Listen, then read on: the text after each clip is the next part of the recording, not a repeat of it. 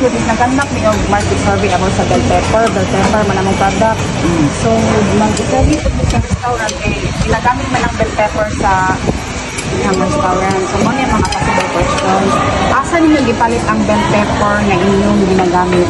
Dito dito. Sa merkado din. Fresh ba or imported ang inyong bell pepper? How many people? Australia. Unsa ang color sa bell pepper like green, red, yellow, o sige red. Pila ka kilo sa bell pepper ang inyong ginagamit usa ka adlaw o semana? Mga pila ka Kada kilo isa ka sa... luto ay kanang At sa limong ko ano? ginagamit sa May bangon na eh. mga one ay ito nga. Okay. Malatang manggon na siya. Lagi no. Sa isa kadlaw. Sa isa kadlaw to nga. Thank you. Naa ba mo isuki nga supplier sa bell pepper? Laro sa silong. Kasi nga lang. Pero nakay kami mga try. Giunsa ninyo pagtipid sa bell pepper aron magpabiling presko? So, buti.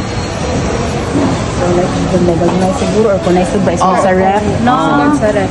Sige, isunod sa ref. Slice na.